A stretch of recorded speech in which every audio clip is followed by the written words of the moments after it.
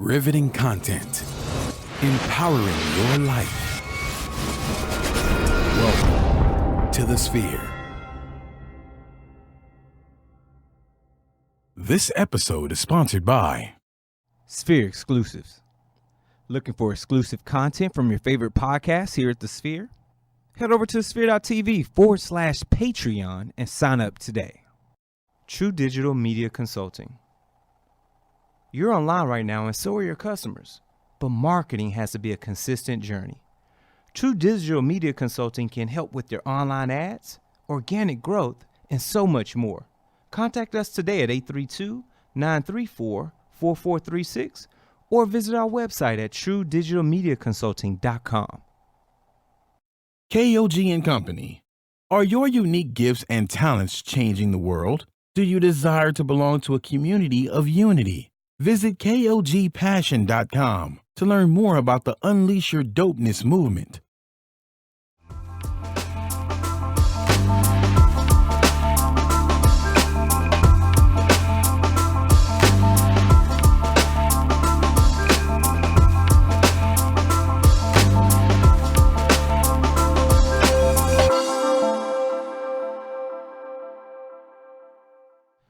What's up, people? Welcome back to Technocrats, where we talk about the ins and outs of technology to empower the digital you. I am the host, Gary Lee, also known as G Hawkins, of course. You can find me anywhere online, Facebook, Instagram, Twitter, Snapity chatting at G Hawkins.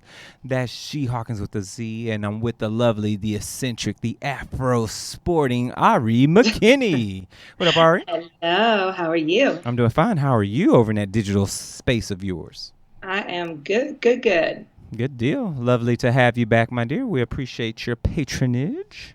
Of course. How's your week going? Good to be here. I'm busy.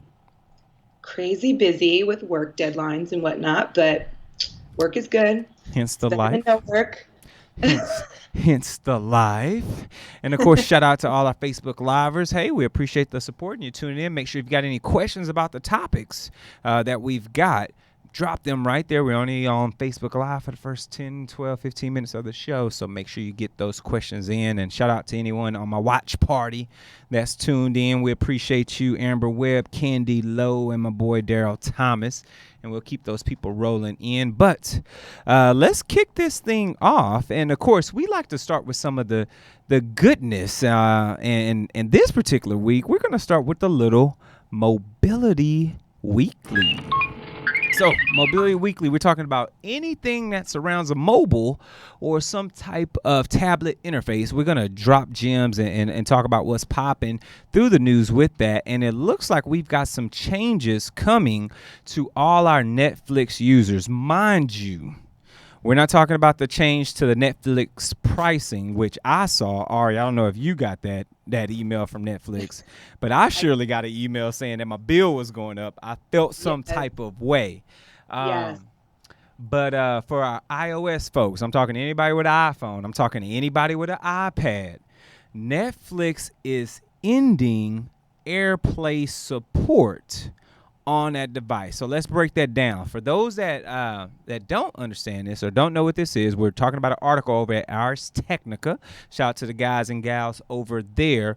But it looks like AirPlay, which is the feature where you can stream content from your device, whether that's your phone or tablet, on the iOS side, so your iPhones, iPads, and actually MacBooks as well, MacBook Airs, MacBook Pros, depending on what version of OS 10 you're rocking. You can AirPlay or wirelessly stream content to an Apple TV device. Well, Netflix has said that, you know what, we're going to pull the plug on that feature set. So no longer can you stream from your device to an Apple TV that's on the network to then watch that Netflix TV show or docuseries or thriller, or sci-fi if you're me, because that's what I'm rocking with, on that device. Now, according to them, they say it's technical difficulties is one of the reasons why they're pulling the cord on this. And they can't control the experience that the customer is getting. Ari, I'm going to call BS on that. I think people just want people to start signing in on the Netflix app on these these Apple TVs, or they want to stop people that have a subscription on their phone from just playing a movie at home and they borrowed their homeboy's subscription. I know it's people right now that's watching this on Facebook. Y'all copying other people's Netflix subscriptions. I know, because somebody's borrowing mine. So it's like I get it. I've been there. All right, what do you think about this? I think it's got more so to do with, issues of competition, and collaborate, and the fact that Netflix is collaborating with, Apple is collaborating with, some competitors like LG and Samsung, and being able to, have the Apple, TV built in essentially to like the smart TVs and whatnot.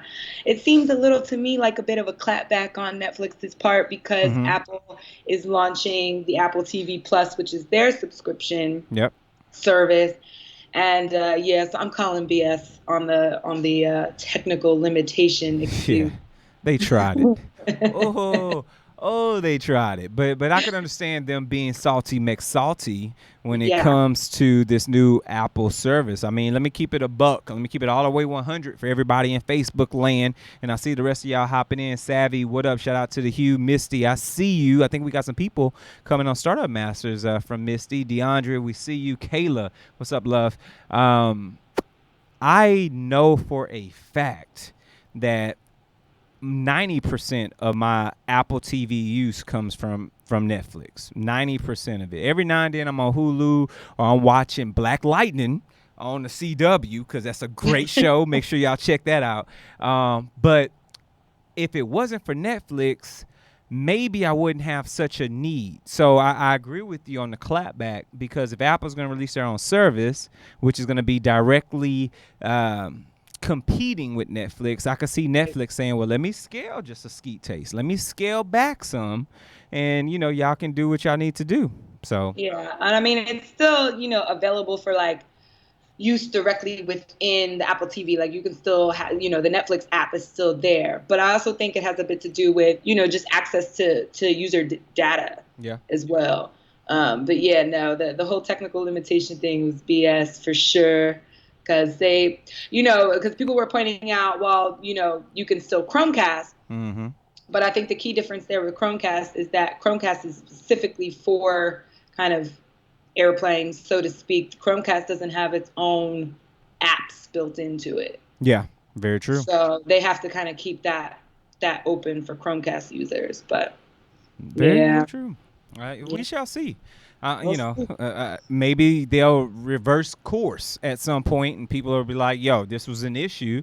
You limited my capabilities on my iPhone or my iPad, or, I was snowboarding a couple of months ago, and there was an Apple TV on the network of the Airbnb spot. Well, I'm not going to log into some random Apple TV with my Netflix account. I'm not going to do that. So it makes sense to be able to AirPlay it from my device. So we'll see. We'll see when people, the squeaky wheel gets the grease, or in Players Club.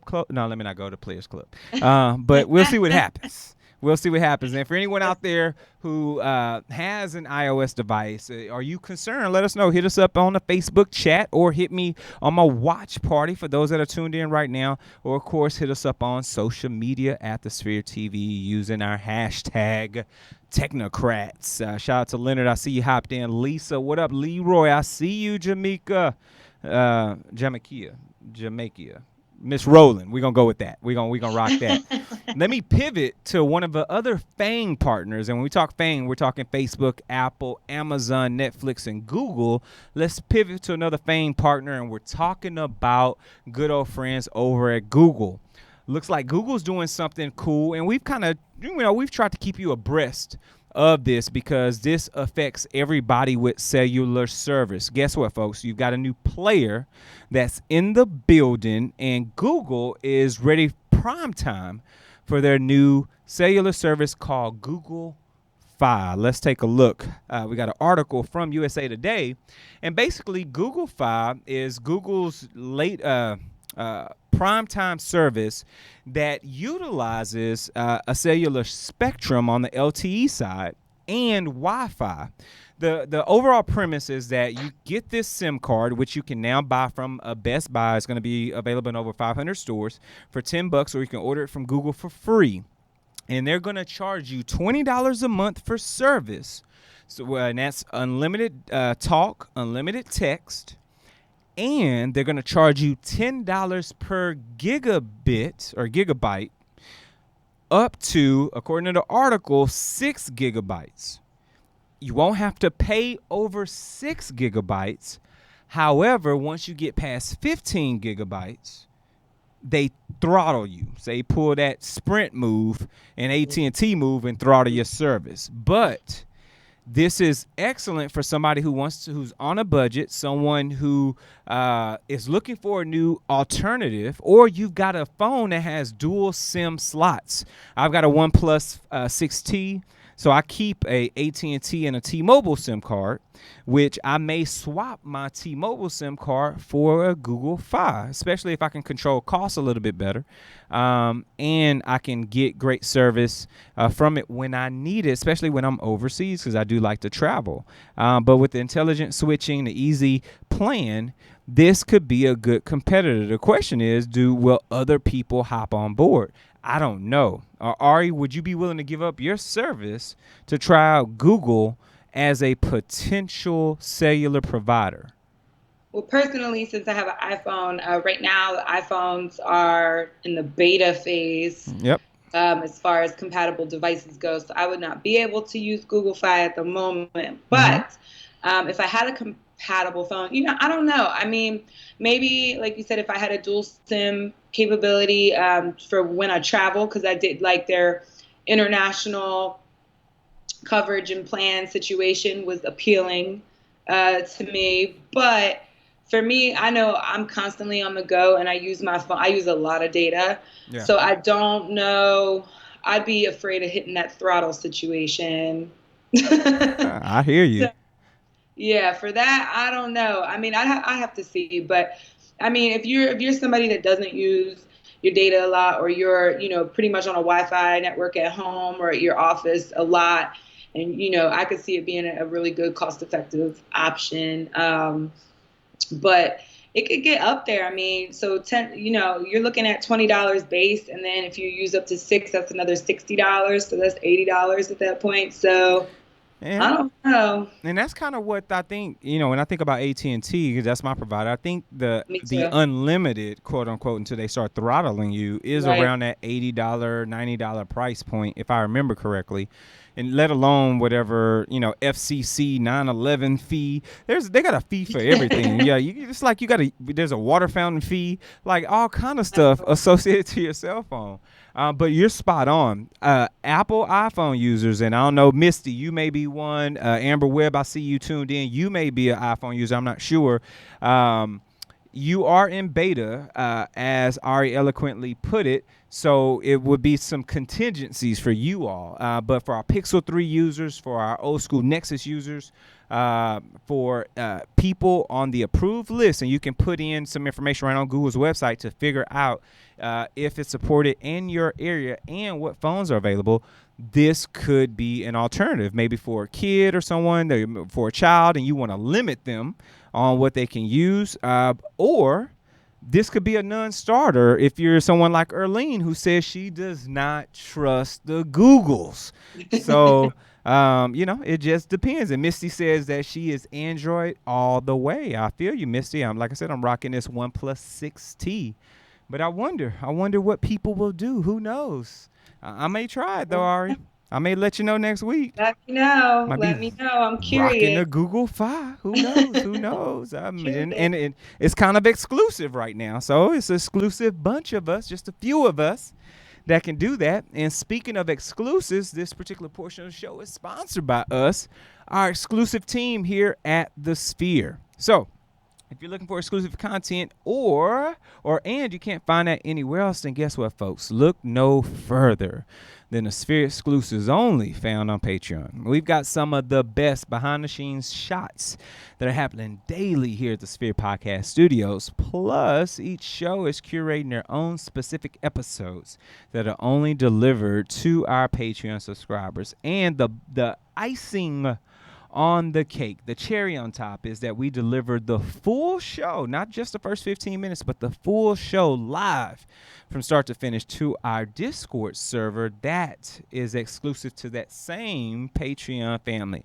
So guess what you got to do to get this, folks? You got to sign up today over at thesphere.tv/Patreon and hop in one of our $2, $5, or $8 tiers to get all these exclusive goodies that are only found right here at the Sphere. So shout out to our team putting out some great content.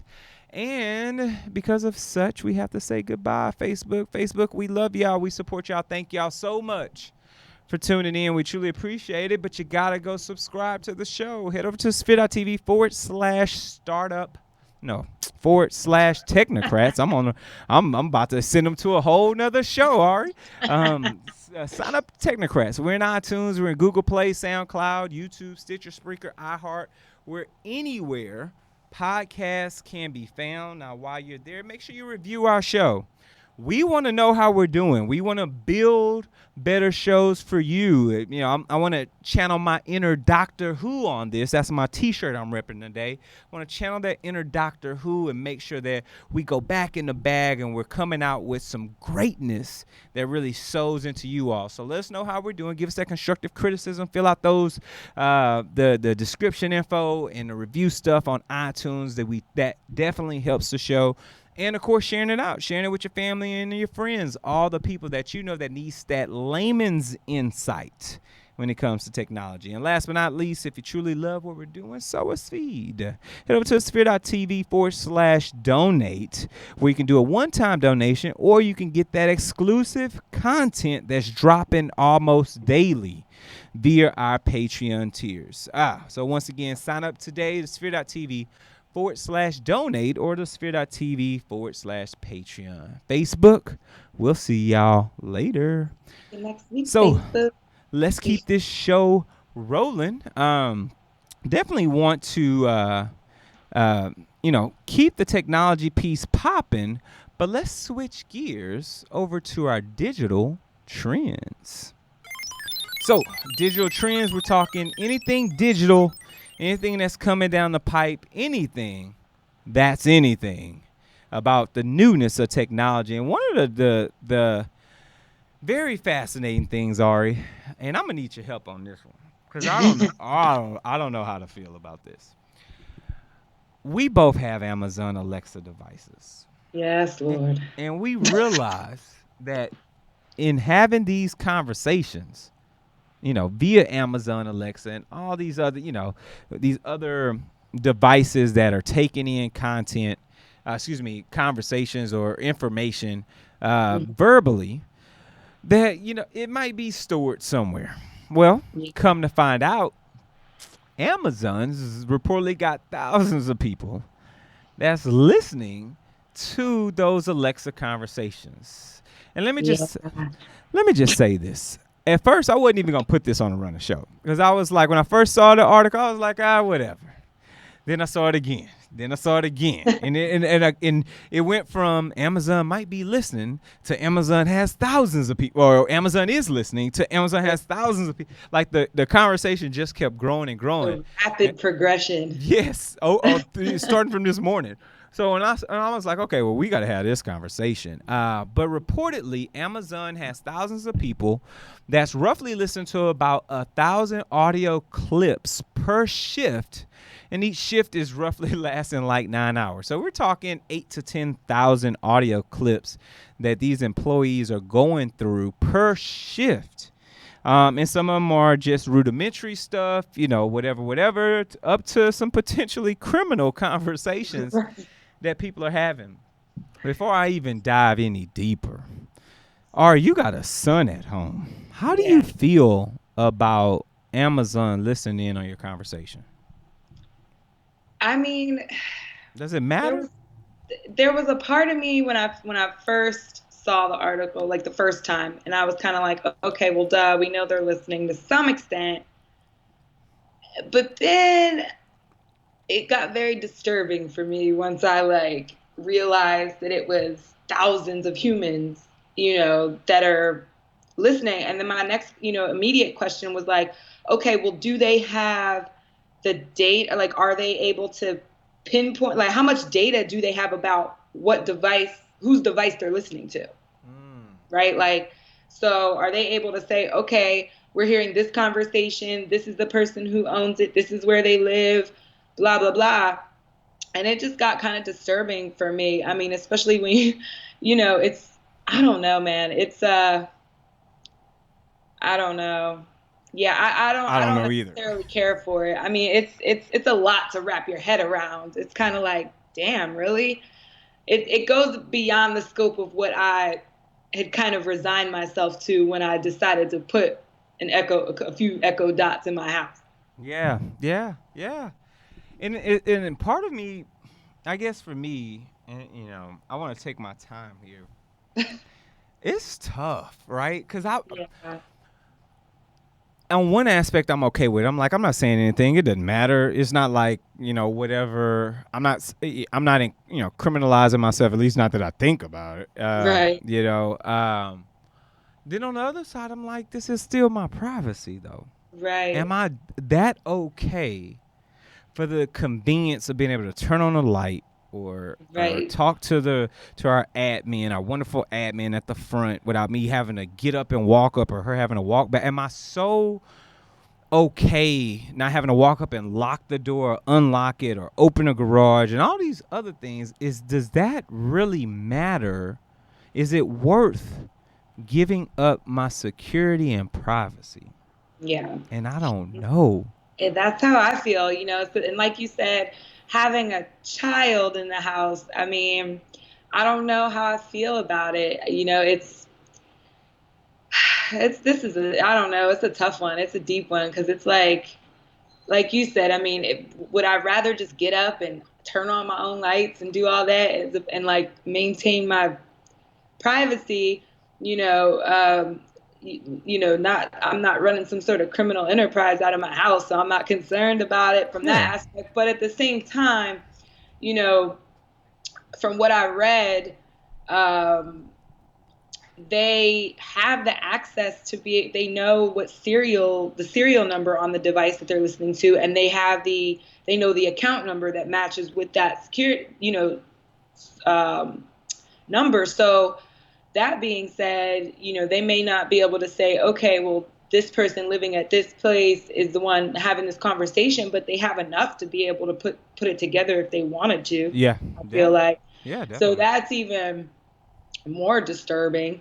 Um, yeah, I don't know. I mean, am I going to go out and throw away all my Echo Dots? No, but did I go to the privacy option and opt out of that? I did. Oh, yeah, there it is. There, and I think that's, But is that enough? I You don't, know, is it? I don't know. And what if I want to run a criminal enterprise? Now right? I got to remove all my gear, right? I can't have the items in there for convenience because now I may be liable. Right? You might be incriminating yourself. Because of Amazon, not Right. because of me doing something illegal, but because of Amazon, right? And two quick things that pop up when I speak about you having a son specifically. One, you raising him. We're old enough to know a time when this didn't exist. Right. We're and let me not speak for you per se, but I'm old enough to know a time where the internet didn't exist. You know what I mean? Like I know I'm before Google. I'm before Alta Vista. I'm when Tandy was monochrome screen and the internet was a series of tubes for the government and the army, for DARPA. Like before this stuff, I remember web crawlers. I remember when you had to decide to go to www or FTP. I was there in that phase and I can remember it. I grew up in it. So my child will be raised not knowing what it's like without it. So it will be a norm Your Right. son will be raised obviously if you keep the Alexas in your house, will be Right. raised in an environment where he's always listened to by a company, which Right. then becomes the standard for him and his children Right. because that's all he knows.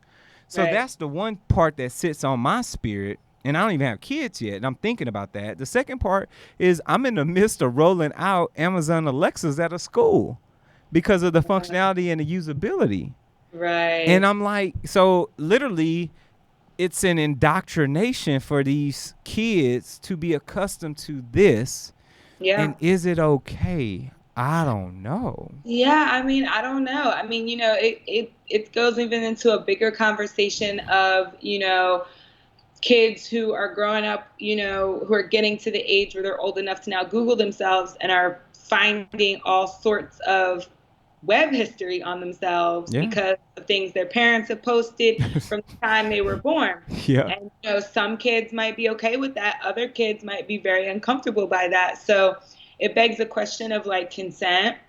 And, it's just, I don't know. As parents, I think, for me, this is, the first generation of kids that are kind of just growing up with this technology and with this as the norm. So we don't really have a generation that's old enough quite yet to say like, this isn't okay. We don't know.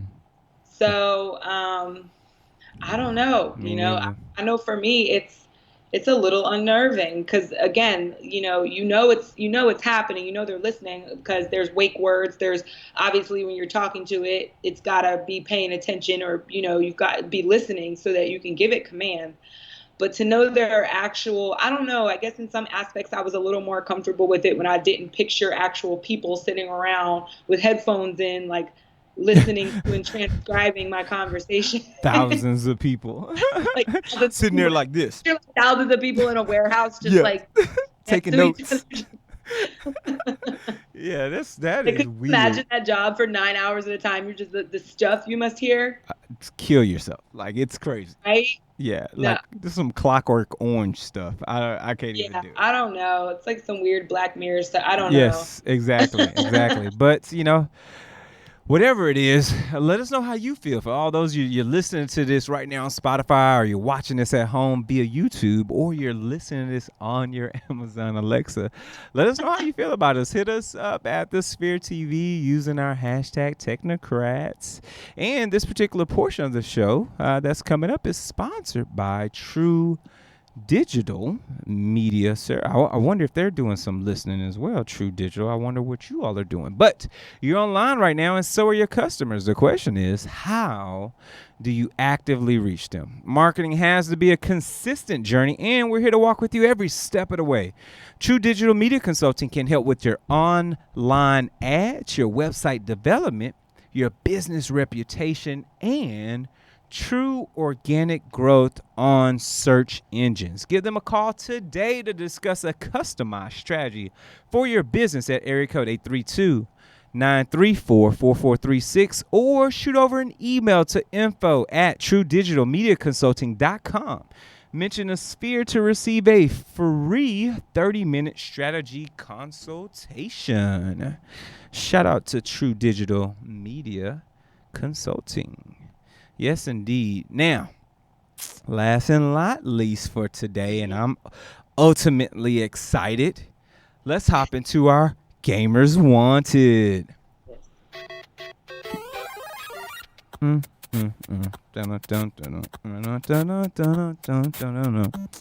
That's my stuff. Man, talk about the nostalgia. Hearing those tunes from Mario. Yo, that the love. So, from a gaming wait a minute, Ari. Did I skip your article? No. What was your article? Netflix. Damn it, I spoke up your article. You just rolled with it. I'm so sorry. I just realized I'm like, I've been talking this whole show. I'm so sorry. My apologies. It just hit me like at the end, like, wait a minute. Did I skip something? It's okay, because listen, like I've got I've got deadlines tomorrow. I'm like, my brain, listen, everything happened That's as all. it should. Teamwork makes the dream work. There it is. Speaking of teamwork, the people over at Respawn, owned by EA, picked them up about a year and a half ago, have a new breakout success game that's starting to rival Fortnite, and that's called Apex Legends. Let's take a look here over at roadtovr.com. One of the beauties or the sensationalisms of this game is the fact that they have quickly, and when I say quickly, we're talking in 4 weeks, topped 50 million players. Now, there's a graph. We're going to scroll down a little bit for those that are watching the show. You'll see a graph here. The yellow line represents the growth of Fortnite. Now, if you look to the left-hand side, that white line is Apex Legends, and you can see Fortnite grew linearly, whereas Apex Legends is almost growing exponentially right out the gate. Now, this isn't to say that it's going to reach the pivotal points over time that Fortnite has reached, but who knows? Now, the big piece of this, why this is even so important, is that Respawn was picked up by EA to then partner with Oculus to release a first-person shooter on the VR side. The question becomes, with their growth, with them having to now hire, and they've got about 50+% of their new hires is for this Apex Legends, whereas sub 20% is for their VR game. With that being said, will this delay this AAA first-person shooter that's supposed to come to Oculus, who's going to handle their distribution for them, which means it will be a exclusive on one of the Oculus's headsets, whether it's the Rift or whatever they decide to put it on. But that's the big question, and this could kind of throw VR behind a little bit. So I'm excited, Ari, for another Fortnite contender. I haven't played this. I think I'm gonna fire up my Xbox when I get home, see if I can download Apex Legends. But I'm still like holding my breath trying to get some good VR in. But this to me feels like a monkey wrench. What's your thoughts on this? I would probably I'm always down to play anything that gives me a VR option because I have a Vive and I love VR games. The HTC Vive, right? Yeah. How often do you use yours? I used to use it a lot. Like when I first got it, I used it a lot. Like I like to do like the Google Earth and like explore all over the world and because it's super cool. But there are some cool shooting games that I enjoy. There's some good hunting games on there that I like to do. Okay. It's cool. So I might be more inclined to try a game like this if it had a VR option for sure. Because I'm not into just to normal video games, but I'll try anything if it's on VR because it just makes the experience so much cooler.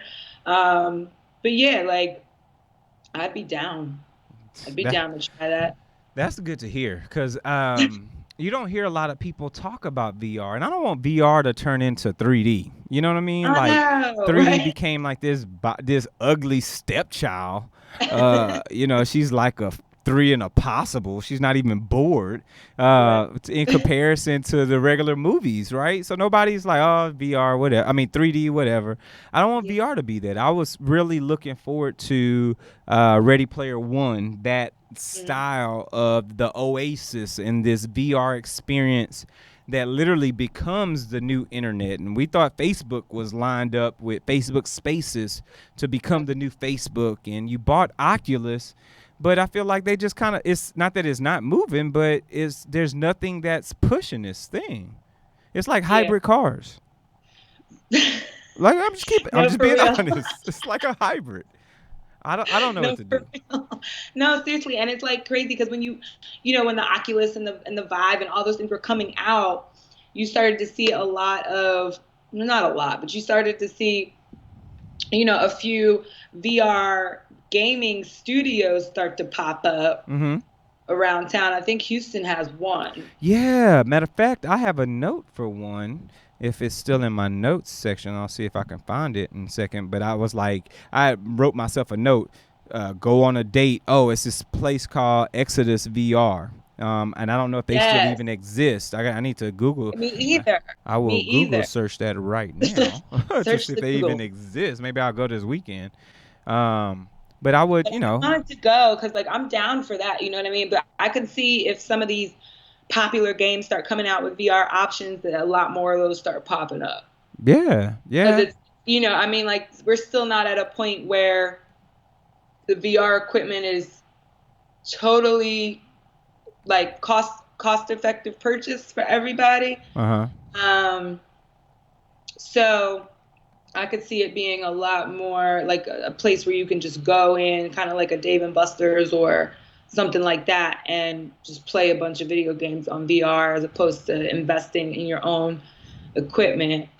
Yeah, Yeah. because you know, I mean, like I wouldn't buy like my 5-year-old a Vive just for himself, like you know.